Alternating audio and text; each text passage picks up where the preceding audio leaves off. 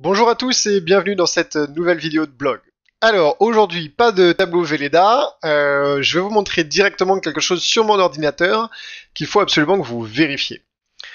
Alors on le sait déjà, Booking c'est pas forcément notre ami, en même temps on en a besoin, il faut qu'on l'utilise correctement pour profiter de l'effet billboard, hein, et je vous inviterai à re-regarder la vidéo de blog sur l'effet billboard si vous savez pas ce que c'est. Donc on en a besoin, c'est notre ami et en même temps c'est pas notre ami. Et aujourd'hui on va se rendre compte que il y a encore quelque chose, il y a encore un nouvel élément qui fait que c'est pas notre ami, ou en tout cas ils essayent encore de tirer le plus possible de profit de la relation qu'ils ont avec nous. Alors je vous invite à vous connecter, et là vous devriez voir mon écran maintenant, je vous invite à vous connecter sur votre extranet Booking, et à aller ici dans le menu Analyse, à cliquer sur Tableau de bord de performance tarifaire. Ok, c'est tout en bas à droite. Pourquoi c'est important? Parce que vous allez vous rendre compte que Booking nous surveille encore un petit peu plus. Alors c'est quelque chose d'assez récent, d'ailleurs je remercie un de nos élèves qui nous a montré du doigt cette nouveauté. Avant, on savait que avant la loi Macron qui a fait que la parité tarifaire n'était plus obligatoire, c'est-à-dire qu'on n'était plus obligé de donner les mêmes prix à Booking, à Expedia, etc., que les prix auxquels on vendait nous en direct. On savait que Booking vérifiait si on respectait ou non cette parité tarifaire.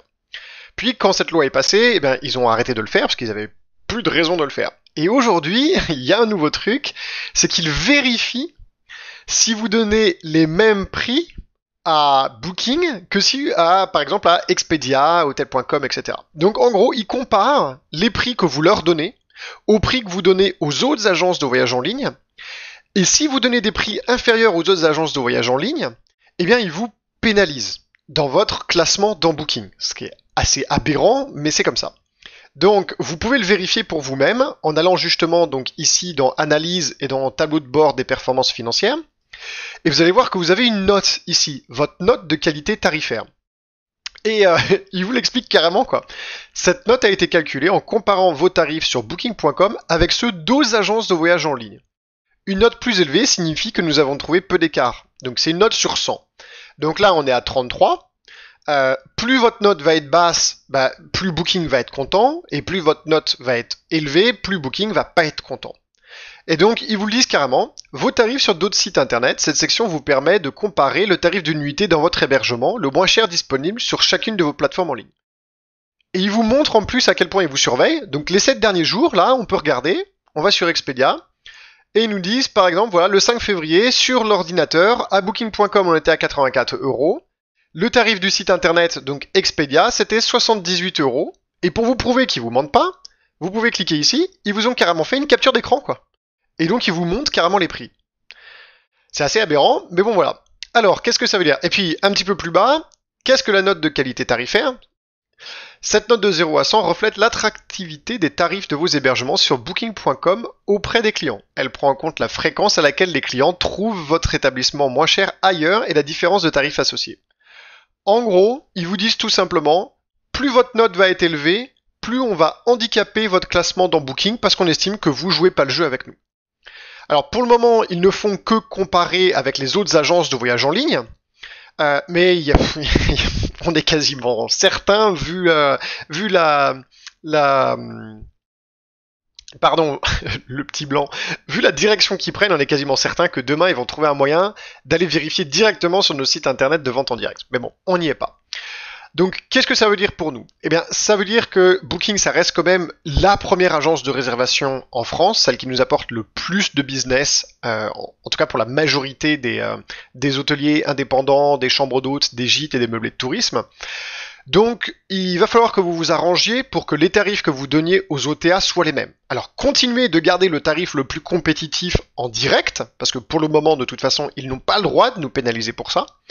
Mais évitez d'être pénalisé dans votre classement dans Booking parce que vous donnez, par exemple, à Expedia une offre inférieure. Essayez de donner la même offre à tout le monde, de manière à ne pas être pénalisé et que votre classement dans Booking soit le plus haut possible et que vous puissiez continuer de profiter à fond de cet effet billboard. Voilà un nouvel élément intéressant dans l'algorithme de Booking qui va impacter votre classement Et voilà, il fallait le savoir, c'est pour ça que je le partage avec vous. Si vous avez des questions par rapport à ça ou si vous avez des commentaires par rapport à ça, ben, n'hésitez pas à les mettre avec cette vidéo. En tout cas, faites-y attention. Donc, pour rappel, hein, vous allez dans Analyse ici et Tableau de bord de performance tarifaire. Tout simplement. Voilà pour la vidéo de blog pour aujourd'hui. Comme d'habitude, n'hésitez pas à me poser des questions. S'il y a des thèmes que vous voulez qu'on aborde ensemble dans des vidéos de blog, n'hésitez pas.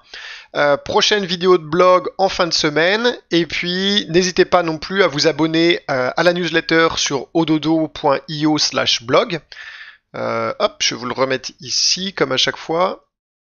Ça vous permet tout simplement de recevoir ces vidéos, les newsletters dans votre boîte email si vous n'avez pas le temps d'aller regarder sur les réseaux sociaux. Donc voilà, je m'abonne à la newsletter et la vidéo sur l'effet billboard, vous allez la retrouver quelque part par là, elle est un petit peu plus bas. Attendez, on va aller en page 2 pour vérifier ça.